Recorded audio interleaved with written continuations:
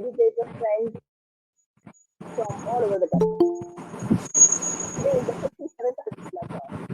All our speakers are the mission Aadharshilas. From whom we derive inspiration, we derive wisdom. We learn how we can do better and get better. Before we move on to today's talk, I would like to take this proud privilege of introducing today's speakers, Professor Psychology at National University. He has been a faculty at IIT Kanpur, NIT Allahabad, and visiting professor to the University of Western Ontario, Canada. Professor Pant is the founder of the LMT Education Trust, an organization supporting new age learning. Excuse me, ma'am. Pursuing next generation learning using blogging. Sorry. Yes. It's slow.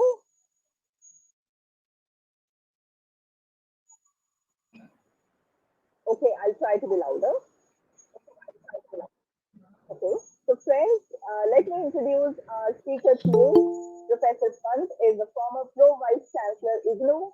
He has been a faculty at IIT Kanpur and IIT Allahabad and visiting professor to the University of Western Ontario, Canada.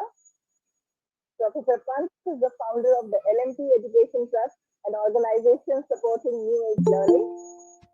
Sir is pursuing next generation learning using blogging, Twitter, YouTube, and WhatsApp, delivered on mobile phones, named Learning 321, Education in the Third Decade of the 21st Century. His special interests are pedagogies of self-learning, artificial intelligence in education, and creating awareness of quantum technologies. I have personally attended Sir's lessons on WhatsApp. It was a fantastic course on self-learning. You would see that Sir's energy and passion is truly infectious, and he is the one who walks the talk. He does not just talk about using technology, he takes you through it, and he himself uses it so perfectly, expertly, fantastically in delivering his knowledge to his students. So, sir, I have been thoroughly impressed, so impressed with your research-oriented approach to teaching learning, and you have really inspired me to become a self-learner. And I have understood the importance of self-learning in today's uncertain times when the future cannot be predicted. So, without any further delay, I would like our friends to immerse into this learning with Professor Pant on the topic educating oneself for an unknown and uncertain future. So we are all very excited and keen to learn how to educate ourselves for this uncertain and unknown future. Over to you, sir. So thank you very much, Dr. Jaya, and I am actually very happy to be here because the time, and it is in fact interesting indication of your principles for sightedness, that she has thought of this topic as important. This is not a traditional thing on NEP 2020 or one of the standard things that we talk about.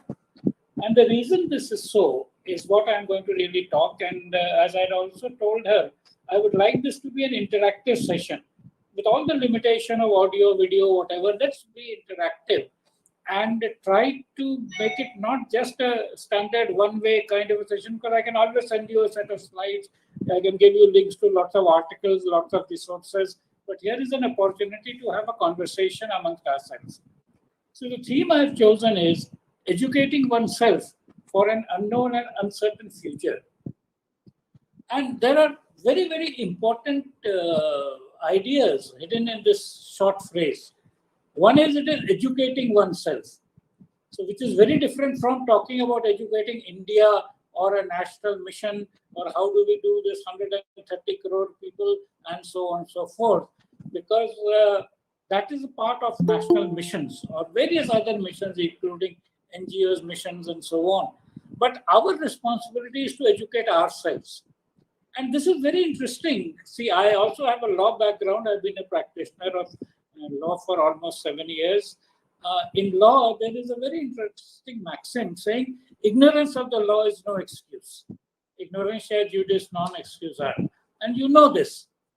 So if a law has been passed, now suppose, for example, you suddenly find in your drawer a few 1,000 rupee notes, pre-demonetization, you don't rejoice because you are likely to have been, accused of a crime of keeping those notes with you.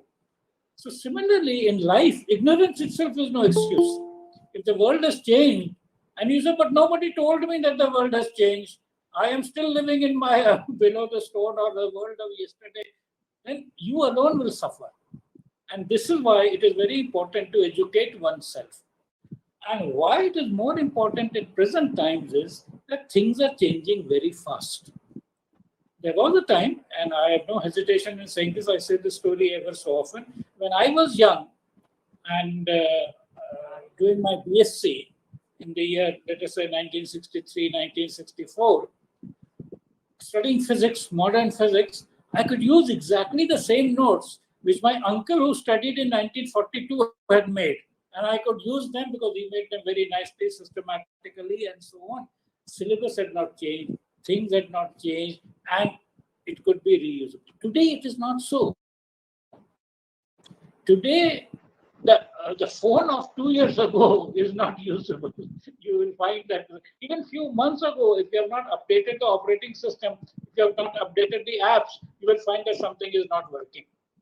So the first thing that I want to draw your attention to is that the world is moving very, very fast. In fact, what you have seen now and in the last few months is going to be the slowest rate of change in the rest of your life. The rest of your life, things are going to move much faster. And this is very important because with this comes in your responsibility to keep up to date.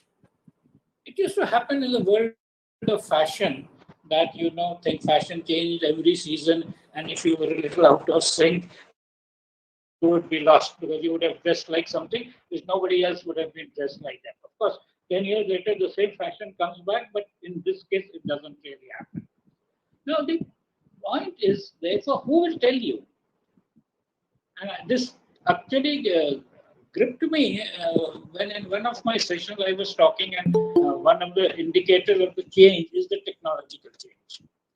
The rest are derived change because the technology changes, therefore your behavior changes. So, all of you have heard the word artificial intelligence, machine learning, Internet of Things, 3D printing, blockchain, augmented reality, virtual reality, cyber security, and so on and so forth. And I'm not even talking of gene editing and so on and so forth. And when one of the times when I was talking about people that these are emerging technologies, one young person said, "Sir, ye syllabus mein kab aayega?"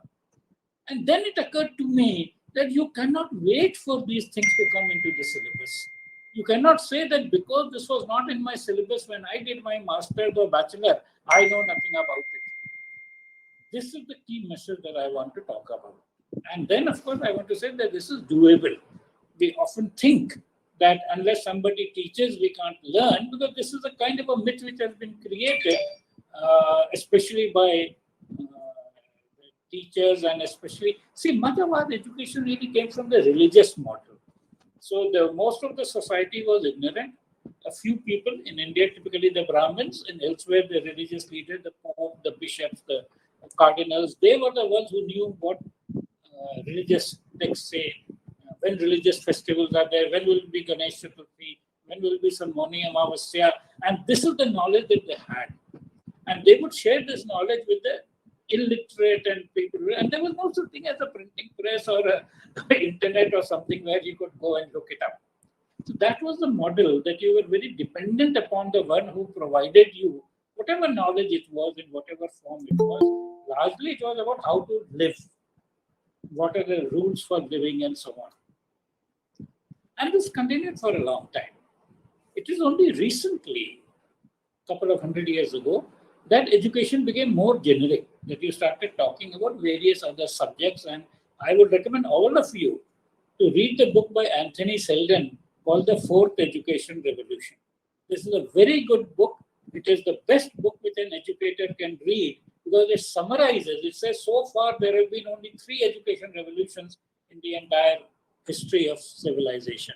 And the third one, he says, happened because of the printing press. And first, second, I won't go into it. Was about, communities and agricultural practices and so on. The third, he said, was the printing press. And that, he said, printing press, radio, television, all this is part of the third education revolution, because it meant that you could do broadcasting, that you could get things out to other people. You don't have to attend sessions in person with the teacher, etc. And this is it. And he called the fourth education revolution today's revolution, which is driven by artificial intelligence and allied technologies. So this is basically the thing. And I will also, I'm sure you'll have questions and I will respond. But the key difference between the third education revolution and the fourth one is that up till the third education revolution, we were talking about massification, about broadcasting. So when you have a television program or a radio program or a printed book, everybody gets the same copy of the same book. So page 40 of that book, everybody gets the same thing. Today, it is changed. It is the era of Netflix. What you are seeing on Netflix, what I am seeing on Netflix, what somebody else is seeing is very different. Not only that, when the Netflix gives you the announcement kind of image that you will get will be different for different people. Because it looks at what kind of thing you like. If you are more interested in what the male lead is like, then the male lead's photographer will be prominent. If you are going by the female lead, then the female lead will be this thing on the thumbnail and so on. So we are now moving to an era of personalization. So the big change that is happening is that from broadcasting and massification and homogenization, where everybody gets the same thing, we are now talking of everybody getting exactly what that person wants in a situation. That's the transition that is going to happen. I remember even in corporate training, about 20, 30 years ago, people from corporate training, typically Oracle, will tell you, sir, if you tell me it is Friday, 11:30, I can tell you exactly what topic is being discussed. Because it is planned to the minute, to this thing, everything is planned, and with PowerPoint slides and so on, you could exactly say at 11:30, he will be talking about third normal form or something. But that is not what life is. Life is about individual interests and so on, and that also keeps changing. And this is why, for example, my insistence with Dr. Jaya Parekh was that make this interactive. When people start asking questions at 15 minutes, 20 minutes as they come, and then I respond to that question, and that question gives rise to more questions and comments, and so on and so forth. So the key thing is that we are talking about your responsibility to educate yourself. There is no point in trying to think, well, I was not taught this, or the year 2020 was the year of the COVID, and therefore we were not taught. So it doesn't matter whether it was the year of the COVID or not. So this is one of the very important things. But I also want to share with you something which you would have seen, and otherwise, if you haven't seen, very often I'll tell you things to look up on the internet. There's a story doing the net a couple of days ago of a girl called Aditi Singh, who's got a $30,000 award from Microsoft for finding a bug in their program, and she's been given the responsibility to help in that, and she's what is called an ethical hacker. Look at the significance of this. The significance is she is a self-taught programmer. She's not an IIT computer science 5-year degree holder, etc., approved by AICT and so on. No, she has learned it on her own. And she has detected a flaw in Microsoft, which is one of the leading companies. All its engineers are either IITians or this or that and so on. And they created a product on which the flaw was found by a person who has no formal training in it. No formal training. This is what I meant by talking about educating yourself for an unknown future. And unknown future means that nobody will tell you that I am looking for people who will find defects in my software.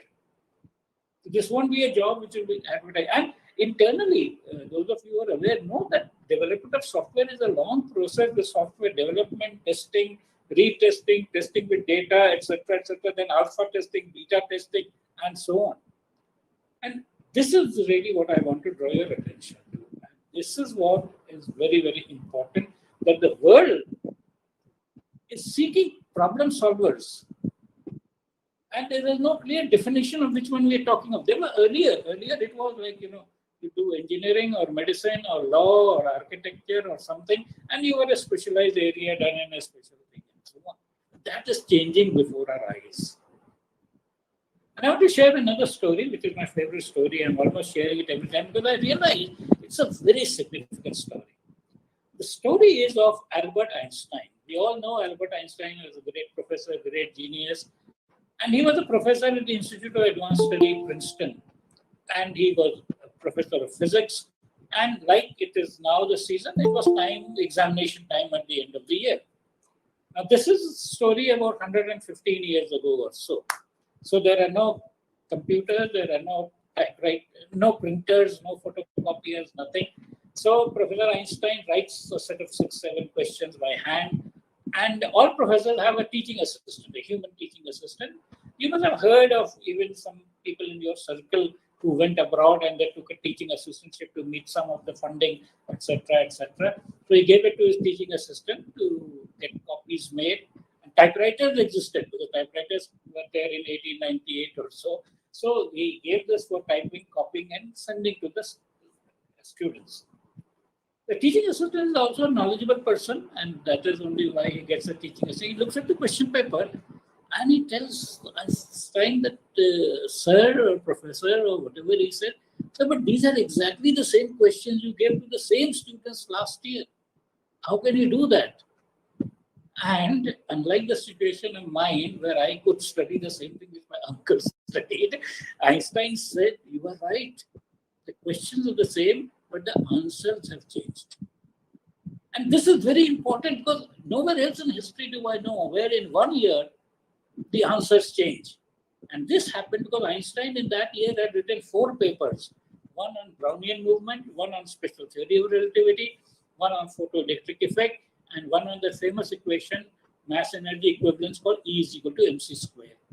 While he had done all this in 1 year by himself, there were other people like Heisenberg, Schrodinger, Max Born, Max Planck, and Dirac, and so on, who were also pushing the frontiers of physics to create a new field called quantum mechanics, which is appearing. And therefore, the answers, we are in the same thing about education. Questions are the same. What do we teach? How do we teach? Where do we teach? Who teaches? How do we assess? And so on. And you see, for all of them, new answers have to be found. Sometimes we find such answer like CBSE has a stupid answer that class 12 results will be obtained by class 10 plus class 11 plus class 12 plus something, which is completely stupid. And thank God CBSE is only limited to that, not to other things. I was wondering, you heard that for this COVID thing, the most important thing is immunity. Those who have better immunity are able to manage. Those who have poor immunity have not only COVID, but other things also, black fungus and white fungus and this and that. If you allow the CBSE in the 13-member team to have a measure of immunity, they would have said take 30% of the height, 40% of the weight, and 30% of the age, and we have an answer for immunity. But it has nothing to do with real immunity. Just like CBSE formula has nothing to do with real learning which a person has had.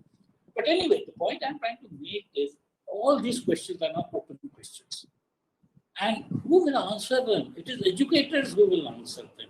It is educators who will find new ways of doing these things, just like it was physicists who found new ways of answering questions of physics. The new challenges to education will not be answered by bureaucrats or old-time permission holders or whatever.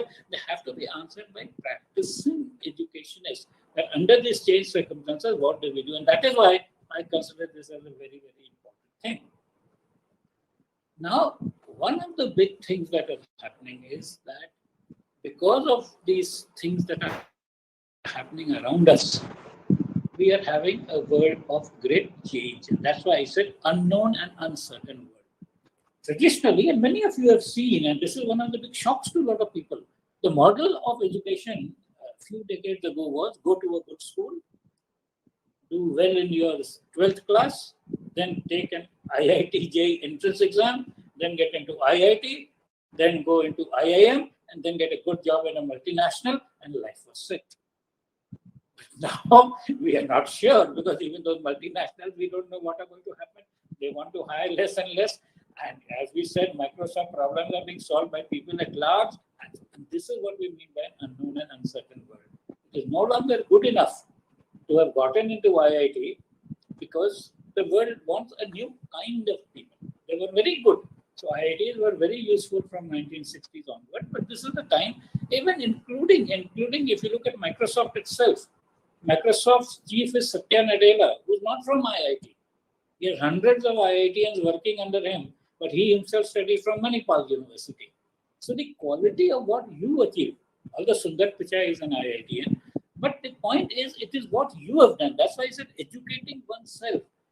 The point I'm trying to make is, and this is very important, that every person has to take a responsibility for his or her education and must educate oneself beyond the pieces of paper which certify it, and must be able to say, I know, and I know that I know. It is no question of saying that I got good marks or bad marks or whatever. And the other big thing that has happened is even educators have to continue learning. So we are now entering the age of lifelong learning, because if educators, you see how embarrassing it will be if your students know much more than you. I mean, they already know more than you. they already know more than you, but if they know much more than you, it will be very embarrassing. And therefore, even for teachers, lifelong learning is important. Therefore, educating oneself is important.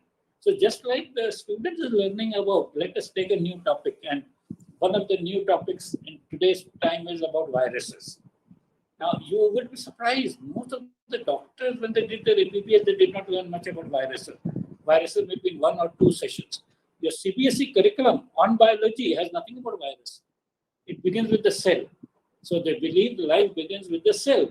The virus is something which is not very clear whether it is life or not, because it is not even a full-fledged cell. It is just some protein, a lipid layer, etc., and so on. And therefore, now if you are learning about viruses, very honestly, all doctors are also learning it for the first time. We go to the doctors out of respect, and because of their experience, they can learn a little faster. But the fact of the matter is, they are also learning it for the first time. This is what the new order is. That the so-called expert and the so-called novice, they are both learning it for the first time, but because of the wider experience of the more mature person, that person is able to learn faster and sift between relevant and irrelevant stuff. So this is where it happens. So this is now a very interesting situation where we are talking, when you're saying educating oneself, we're not talking only of small children or young children or students, we're talking of everybody. And anybody who doesn't will miss out. I have seen so many grown-ups on television not being able to distinguish between a virus, a bacteria, and so they use these words almost simultaneously, synonymously. That whether it is, but they, so this is what I'm trying to say in terms of the importance of educating oneself in terms of this. The importance I want to also say in terms of Should we ask for sure. questions? If people have questions, comments, observations, absolutely. Yes. So I think we have established after this communication from Sir that there's no question about self-learning in today's time. This is the only way to keep pace with the time. And as educators, it's very important because our children are already ahead of us. When it comes to technology, when it comes to knowing where the world is heading, children definitely know more than us, and they're more keen to learning new things. Hence, it's imperative that we all get onto this journey and get into self-learning. If there are any questions, please feel free to either type or unmute and speak.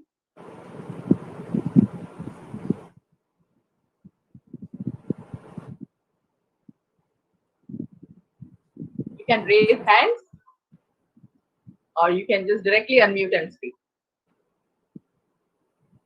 I think, sir, everyone unanimously agrees that it's very important to self-learn.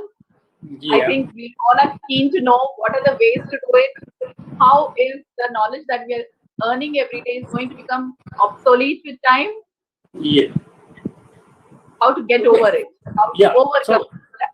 Right. So I can continue speaking about generalities, but I said if there is some specific thing which somebody wants to raise or wants to comment upon or elaborate, I'll be happy to do that. So let me not share with you some, and you can feel free to interrupt anytime you feel like. I want to share with you what people who are looking into the future are saying. You would have seen so many reports of the things about the future of work, the future of jobs, the future of careers. Uh, Very often I've been asked to do sessions on future of careers. I said we have to first see whether careers have a future or not, and so on and so forth. So, two or three very important things. One, you must understand the World Economic Forum is an international body which is continuously looking at where the world is heading. So all countries of the world are measured. It's called the World Economic Forum, and it has been doing this for a long time. But very important thing happened in 2014.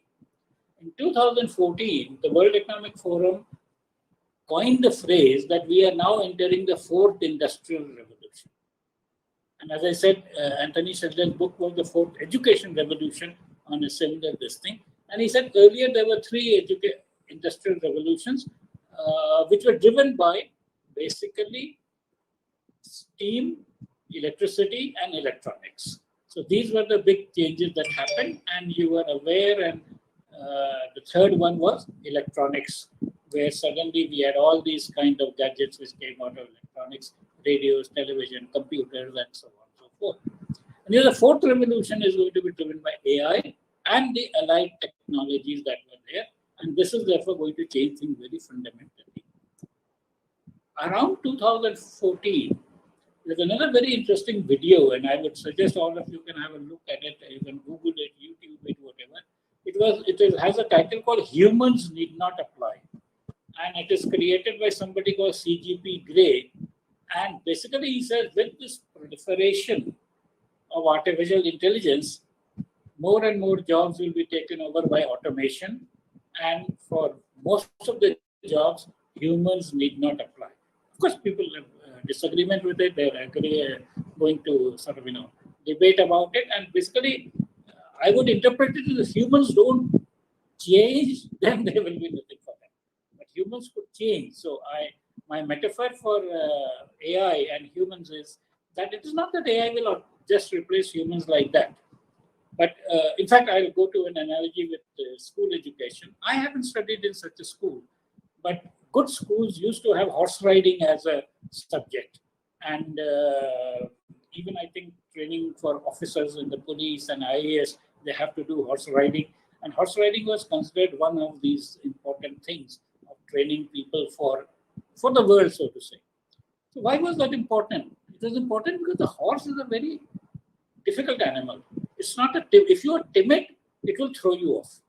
But if you can ride it, you can do a lot more things because you are on horseback from Napoleon's times to RCMP in Canada and all energy things like all horsepower and so on.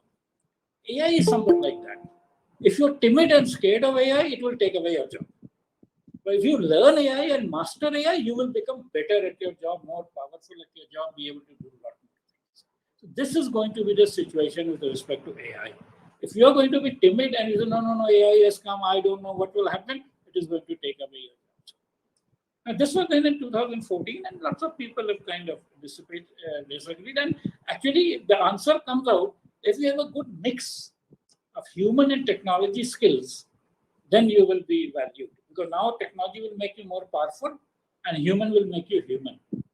There was a time, we don't remember that now, but there was a time when doctors didn't have much power in their medicines, but it was their manner and behavior which treated patients. This is because the bedside manners of a doctor and how the doctor behaved helped the patient be treated. The medicine, there was not enough science known. 100 years ago, we knew very little. Only 50 years ago, we learned the structure of the DNA and so on and so forth. Before that, it was like basically if you are nice, etc., the doctor makes you feel comfortable, you would do that. So what I'm saying is that it is therefore mandatory for most of us to come to terms with AI and understand the essentials of it and not be afraid of it and be able to write the AI. You don't have to become a programmer, but you have to understand what it does and how it does. But more important, in 2017, and this I want you to read very seriously and follow other work, Another very interesting thinker called Yuval Noah Harari.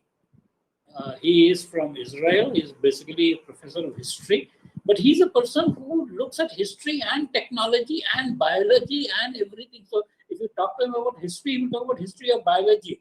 So he will look at evolution and so on. So it's not history only of kings and rulers. And he coined the word in 2017, and please do Google it. He says that just like the Industrial Revolution gave rise to a set of workers called the industrial workers, as you see in Jamshedpur, Tata Nagar, Murad Nagar, etc., etc. He said this is going to give rise to a set of people called the useless class.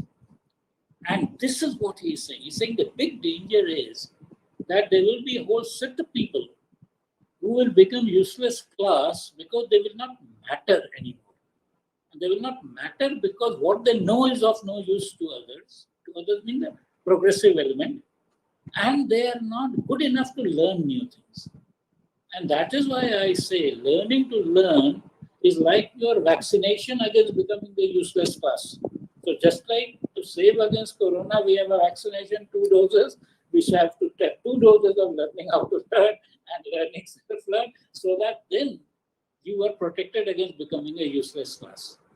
And you have already seen around you, I mean, the last 1.5 years, you've seen so many people who are on the road, on the street, on this thing, and nobody really cares for them because they don't have any influence. So one of the biggest things in the future, the past is the danger of becoming irrelevant. And this is the biggest thing for human because the biggest thing which humans don't like is to be ignored, irrelevant, not talked to, not spoken, not heard. And it's very interesting. And I will take you to something. I'm not a great film watcher, but there's a movie which came either on Netflix or whatever, AK versus AK. Anurag Kashyap versus Anil Kapoor. It's very interesting. There Anurag Kashyap has a dialogue with Anil Kapoor saying that you have become like Mr. India, invisible and irrelevant. And this is the big danger that Yuval Noah Harari points out. He says that a large part of humanity will become irrelevant and invisible. I mean, irrelevant basically. And he, of course, he says very bluntly, he says in the rich countries with welfare state like Sweden, so Sweden is rich and is a welfare state, they will take care of this and retrain them over some period of time so that they become useful. In fact, in the developed world, there is a expression, not to be confused with our medical entrance exam, called NEET. We call this category NEET, not in employment, education, or training. So they say their unemployed will be educated and trained for newer jobs. But he says, he doesn't mention India because people may get angry. But he says, do you think Bangladesh can afford it? Who will retrain the people for the new jobs? And he says, and I'm encouraging you to read, or even nowadays the advantage is you can watch YouTube videos. So you just say YouTube, Noah Harari. And he says, for example, that earlier what would happen when the changes happen. Many people say changes happen in the past from agriculture, we move to industrial age, then we move to this age, then to that age. He says, see, in the earlier stages, the transition was from one low skill working job to another low skill job. So you worked in the farm, you came out and you worked as a in the supermarket, in the Walmart.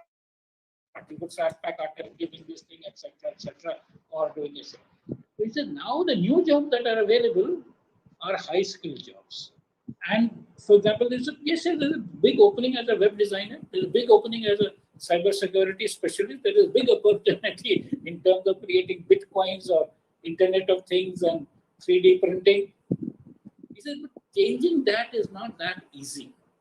And this is why it is very important to understand. So we are going to have a very interesting thing.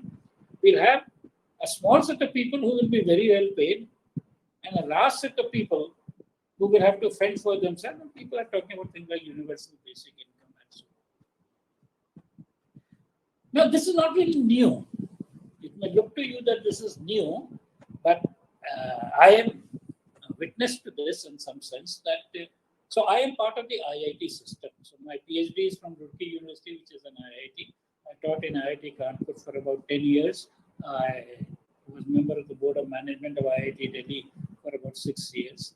When IITs were created in the 1960s, it was a similar situation, but it was for the third industrial revolution. So why were the engineering was already there? There was Gimti College of Engineering, there was other kind of thing, Roorkee was there, Banaras was there. Engineering colleges already existed. But when IITs came in the 1960s, the transformation that they did was that the slide rule wielding engineer changed to a computer programmer. IIT Delhi had a UK ICL computer, IIT Kanpur had an IBM computer, IIT Chennai had a Siemens computer, IIT Hawaii had a Russian computer, but the common thing was they had all become computer programmers. And that is how, when the computer age came, they flourished and they did all the best jobs in those kind of fields. This is what we need to do. And we can do this at the school stage itself. At the school stage itself, we can get children to be ready for these new technologies and the new concepts. So they also need to know mathematics better, they need to know science better, and so on, because IITians were also good in maths and science. In fact, I know this firsthand because IIT Kanpur director was often asked by the traditional engineering colleges, why are you spending so much energy on teaching physics, chemistry, maths again, that they've already studied in school? And in the engineering college at that time, they would do drawing, pencil sharpening, drawing, engineering drawing. They would carry big things. And these people were solving problems and understanding physics, chemistry, maths better. And this is what paid off in the long run. Same thing I want to suggest to the people who are at school yet. While you're at school, learn your fundamentals of that, not only just to pass the IIT exam, but to know that you know maths, to know that you know science, to know that you know chemistry. And what will be surprising to most people is that the future is about biology. We had so far ignored biology as something which you need only if you want to get into medicine, and much of biology was classification, taxonomy. So you had various kind of, in botany you had taxonomy of gymnosperm, gymnosperm, etc. Here you had vertebrates, invertebrates, this, that. Largely it was taxonomy. Now people are coming to the question of how does biology work? So it is all right. If you want to understand how biology works, you need the physics part of it. Even when we move, everything is forces and friction, etc. So you need to know. And then internally, eventually, it is the chemistry inside the big molecules. We talk about all these molecules. Eventually, it is chemistry in them. Even so, let me give an example. People are talking about the virus being mutating in 11 days, this, that. All the doctors are completely baffled, and all they are saying is this mutates. Any child would ask, so what is mutation? How does mutation happen? So what is mutation? They will say random DNA sequence changes. No, any child would say, how can things happen at random? Things happen because of the forces of physics, chemistry, mathematics, and then when you go deeper, you realize that the bonds between these genetic material, DNA or RNA, you need to know, if you don't already know, that structure that they show consists of adenine, thymine, cytosine, guanine, or uracil, or whatever. And there are hydrogen bonds. So that pair of hydrogen bonds, the triple bonds, and so on. And it is the protons in this hydrogen bonds which tunnel from one to the other side, causing that mutation. So biology has a long way to go to be able to be explaining what is happening on the way. You already heard of words like molecular biology and so on and so forth. We're hearing words like genetic engineering and so on. But this will become a part of life. So physics, chemistry, maths, and engineering will be like, and I am telling you a word which you will hear more often, will be protein engineering. So they will want, because eventually proteins form all the, see, when we move and all these muscles move, what is happening? It is the motors, which is the proteins, which is the motor. There is no electric motor here. There is no steam engine here. It is the proteins movement which is giving that motor. So what I'm trying to say is that the future is very exciting.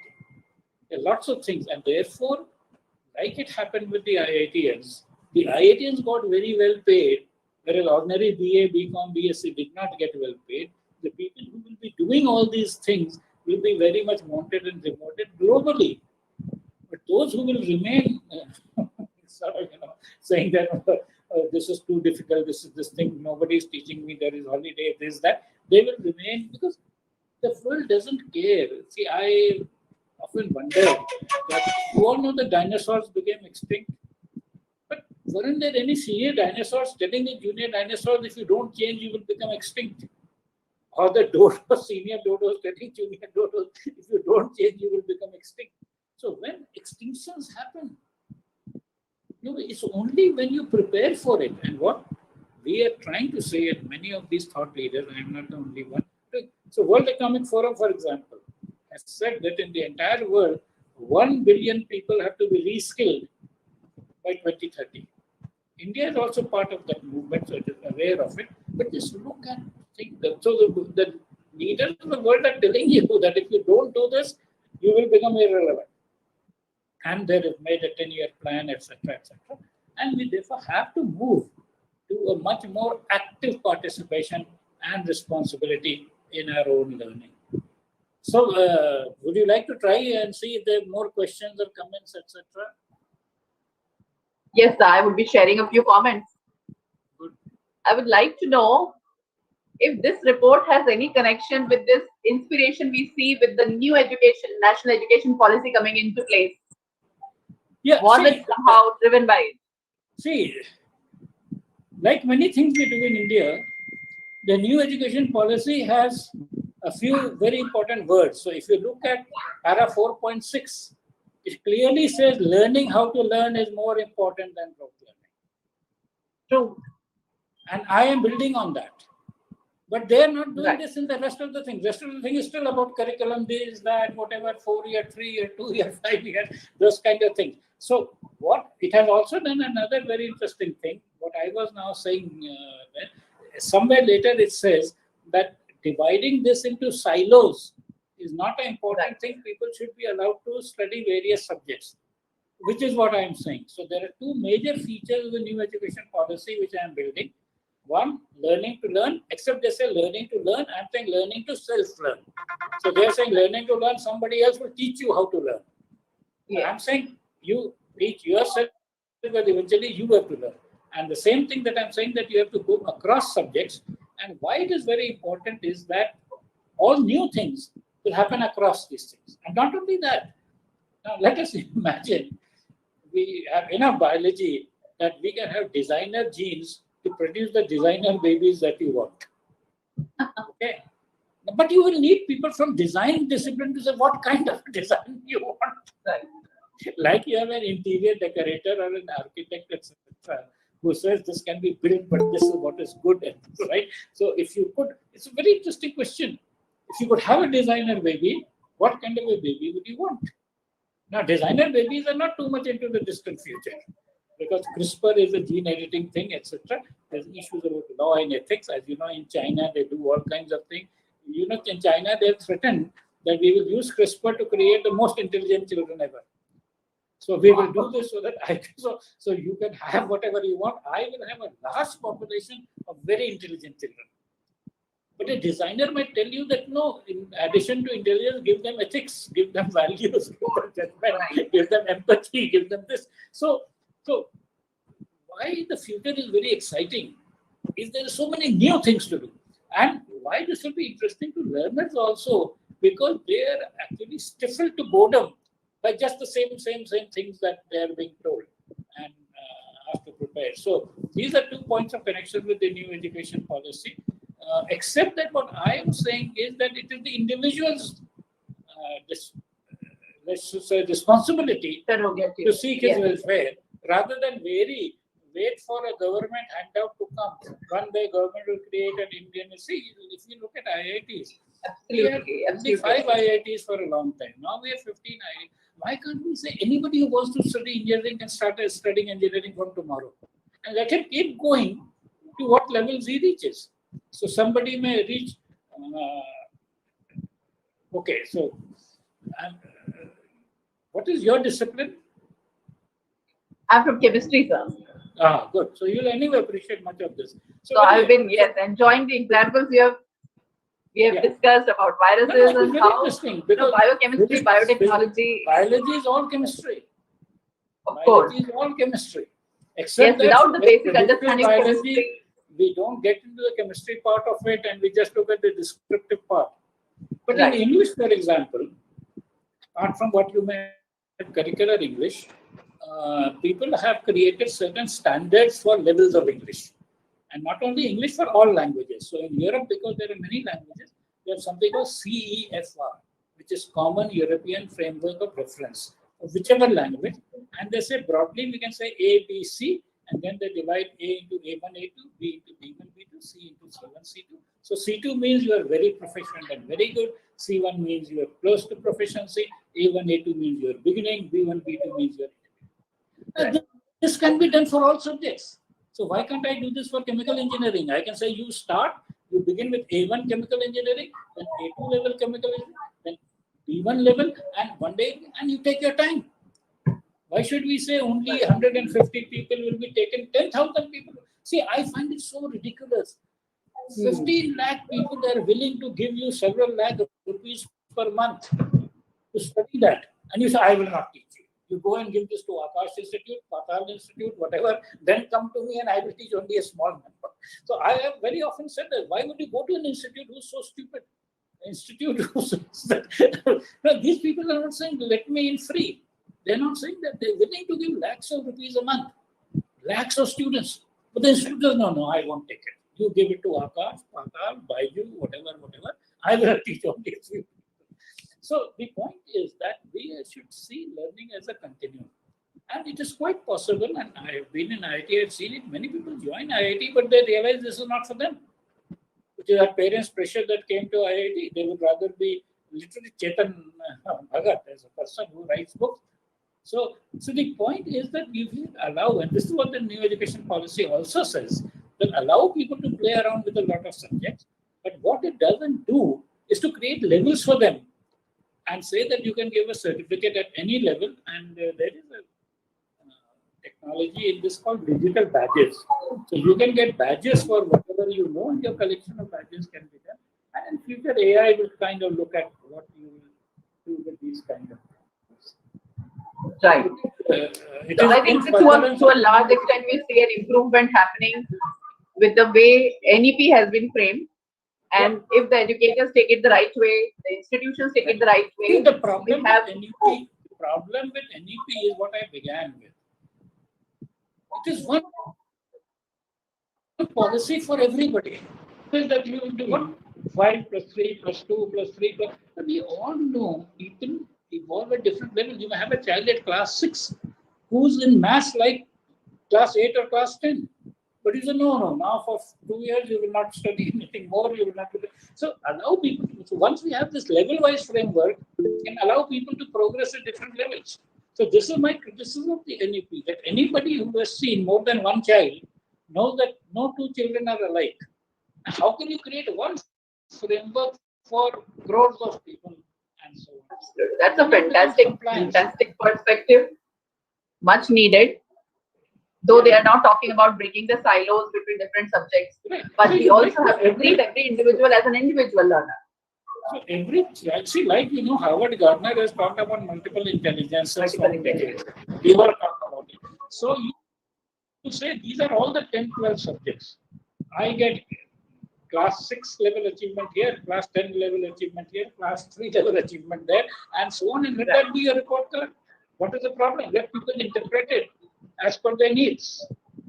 So anyway, so in terms of assessment, that would be a dream-like situation where every child has the opportunity to learn and do what they want to do at any level. And it is doable. See, it is doable. Was, I appreciate these restrictions very much. And I can tell you my own story. So when I was in school, at around, I think, class 7, 8, it was time to choose only a few subjects. And the big clash I had was I wanted to do physics. I also wanted to do literature.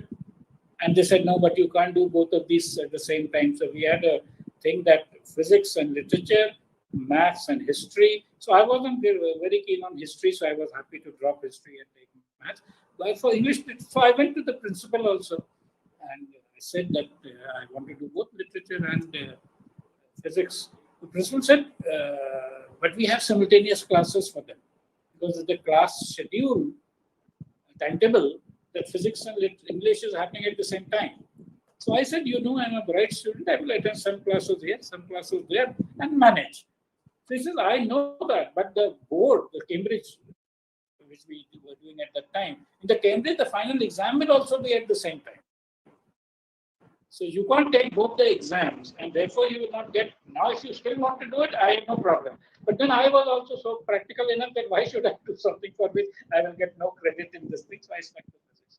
So I understand these things, that these are constraints of it. But now in the pure electronic world, the constraints no longer exist.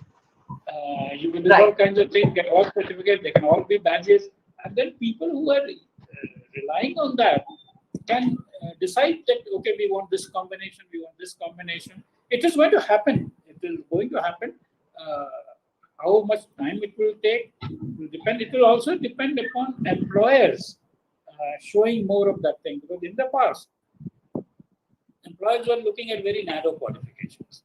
In fact, not only that, sometimes that, they were saying engineering from IIT or MBA from IIM. So this is the thing that had come. Once they become more liberal, that we don't care about your degree and institute, but what you know.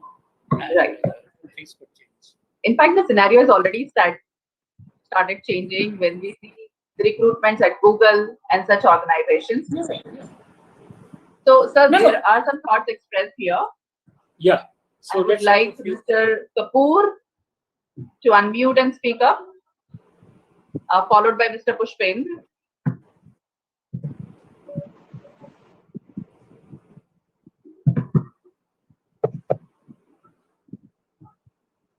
Mr. Kapoor, there was a comment in the chat box.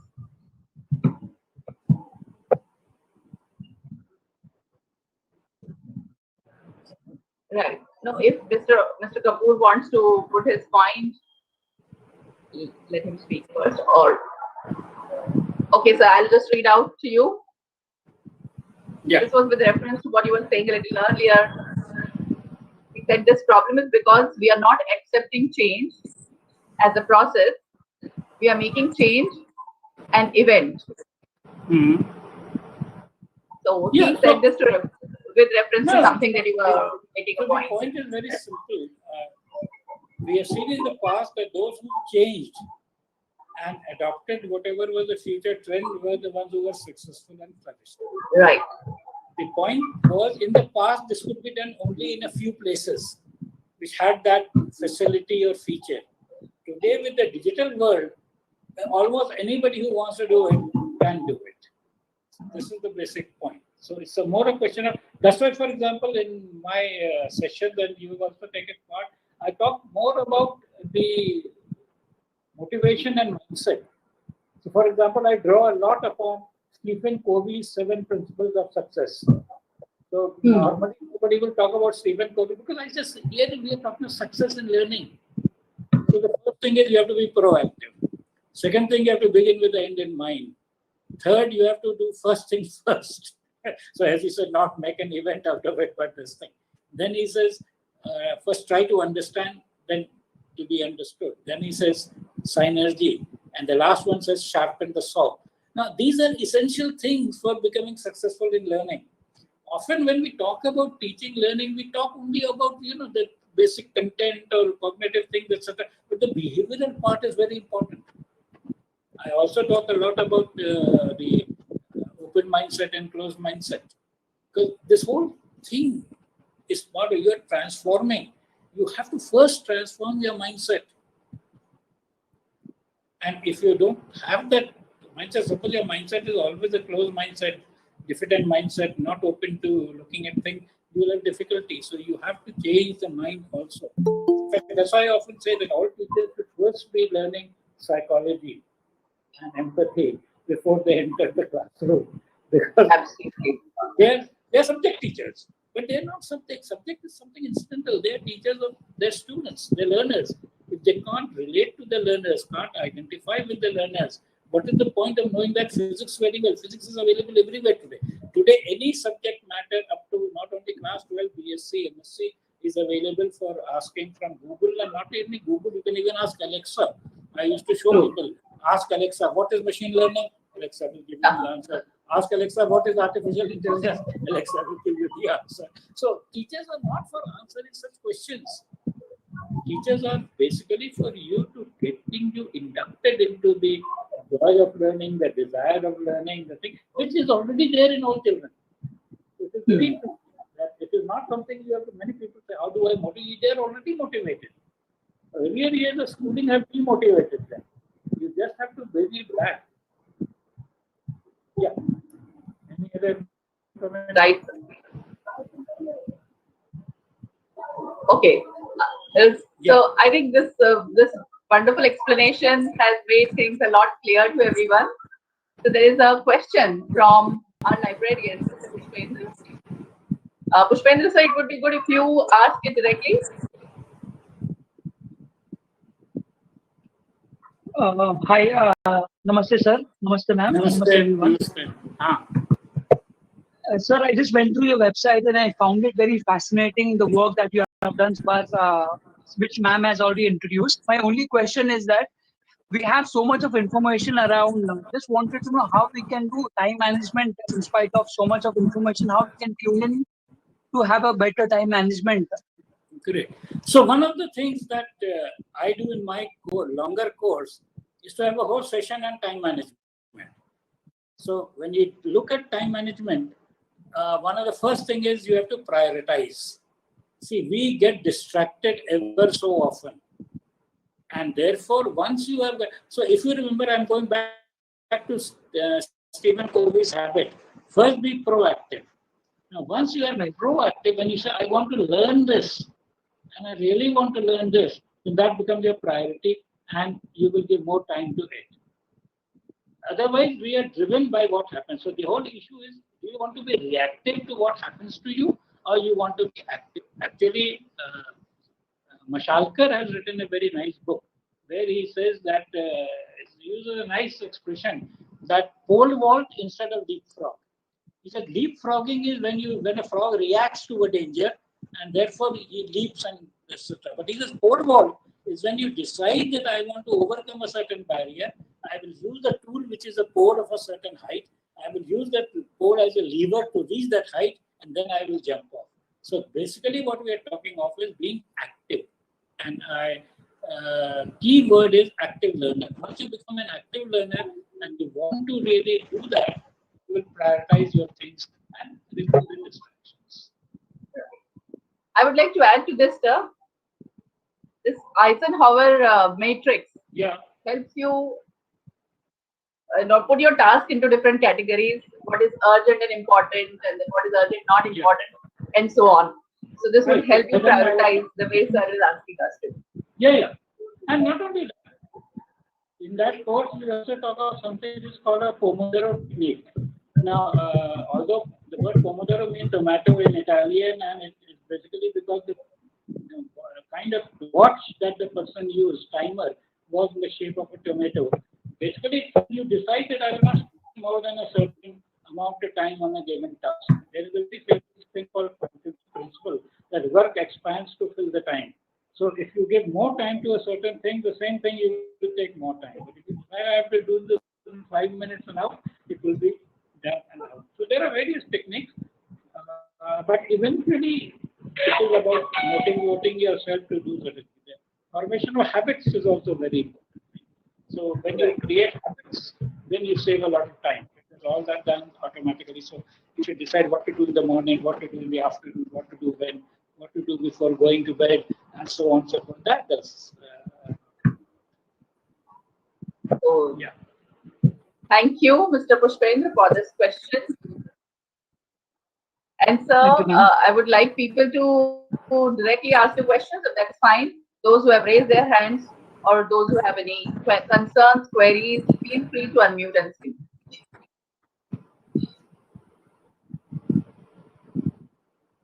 Ms. Madhumati has raised her hand. Do you wish to speak, ma'am?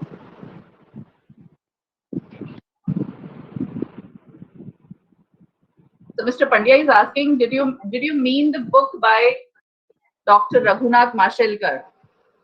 on time management. Yeah, not on time management. That book is on, it is a very complicated title, Leapfrog, Pole Vault, etc. So he basically says you must plan to pole vault rather than leapfrog, and it is in the type of innovation. So he has a whole model about innovation, etc.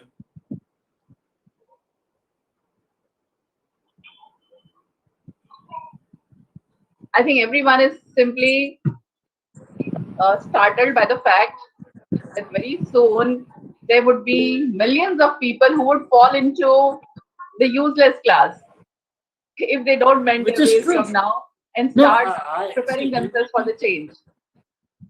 you will agree, as principal was meeting a lot of people, you must mentally realize that inka kya hoga. So we meet certain Right. people. We already meet them. And they Absolutely. will coming to you as a prospect. I want to be a teacher. I want to do this, and you. So when I was actively in all this, sometimes when people came for interview as candidates, I would say, इनको यहाँ तो job नहीं देते, जहाँ ये है वहाँ से हटाया जा सकता है कि नहीं? So this is the problem that we have.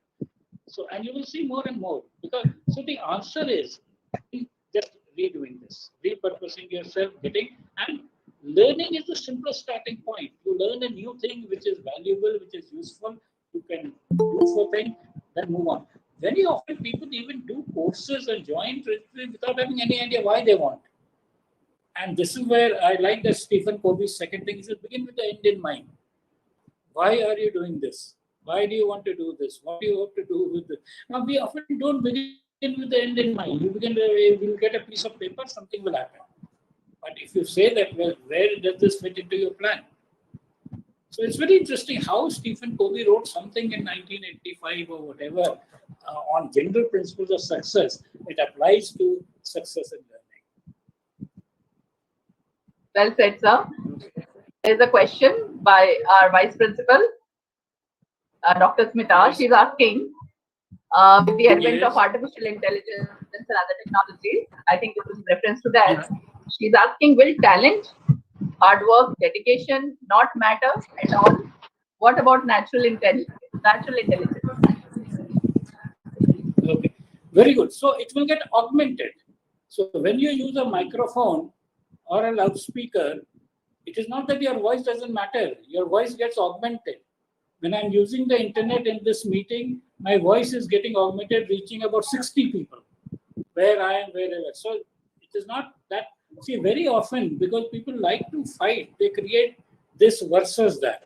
So it is not AI versus humans. And I've been saying this a long time, when people at MIT, etc., creating AI, that is not to take away your job.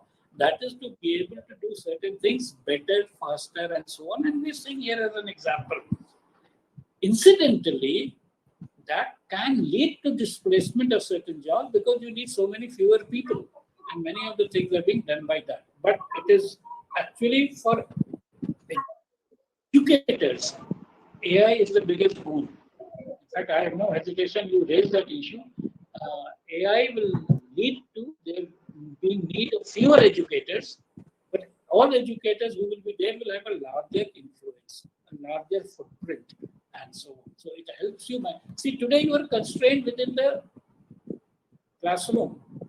How many people do you influence? 30, 40 in a class, 4 sections, 100 people over 1 year. These 100 people are with you. You teach for 30 years. Some 3,000 people are with you. In my one session, there are 3,000 people.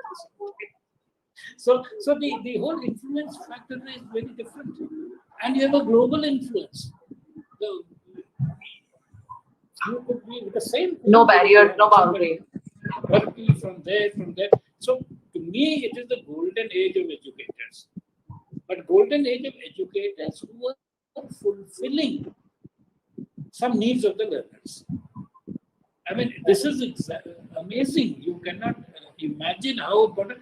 There are some professors now who are more important than their universities. Although they are from Harvard, etc., but people like this thing, they are known much more than Harvard. And this is there. Earlier, it wasn't so. Earlier, you were limited to the university, you were in the students that came there. What they did. Today, you are. And you will see this happening all over the thing. So I have often said that we'll have an era of celebrity professors. Yes, cinema stars, the celebrity owner is gone because nobody can. And I will tell you why. See, cinema stars appeal to you because they are titillating, they are entertaining. Educators will appeal to your mind, and you imagine the bigger influence that you will have. And people haven't seen that yet because it wasn't happening. Neither were people hungry for knowledge, nor were the things available for going out to larger number of people. Now that with both these things happening, and the mobile phone, see the Reliance Geo phone, which will be launched on 10th September, will get many teachers having millions of students. And even if you charge 2 rupees per session per hour, you will get a lot of money. This is how Reliance makes a lot of money. This is how you will also make a lot of money. And Right. So I think, in fact, it's not scary. It's about using our natural intelligence, coupling it with technology and artificial intelligence, using it for our benefit, for our advantage, to reach out to more, to learn more, to enhance the way we deliver and we grasp. So it's not scary, but it was a beautiful question. And thank you for a wonderful answer. There is a Professor Gilbert Strang who teaches linear algebra at the university level. He has millions of students. And of course, he talks about. Now, I had never imagined that millions of students would be wanting to learn linear algebra. So this is it. It's not only simple things about English language teaching or something else. That's amazing. So this technology is bringing the students from all over the world come together, learn from the best experts in the industry, and don't be limited by what a particular university offers, a particular college offers. There are experts like Professor Pant. There's so many of them, so many of educators around the world who are looking for such students. And technology, artificial intelligence, machine learning, etc., making it possible. Story. So in the US, there was a student who registered for one of the online courses. And he was doing that course, he did it for a few months. And then he realized that that professor is already dead. And he wrote to the university. So वो जो हिंदी में पिक्चरों में कहता है ना शाहरुख खान, जिंदगी के साथ भी जिंदगी के बाद भी, so you will continue to teach even after you are not there. See, just like your textbook, if you are no longer alive, that doesn't mean your textbook is not being used. So your video will continue to be used long after you are dead. Very true. There will be new ethical issues on that. Can a university use a dead professor's videos to say that this is offering a degree? Now people in their will mention whether their videos, recorded videos, etc., can be shared after posthumously. Yeah. This was just in the lighter vein. Miss Madhumita, you have raised your hand. Do you wish to say something? Anyone who wishes to express their thoughts or concerns, this is the last call for it.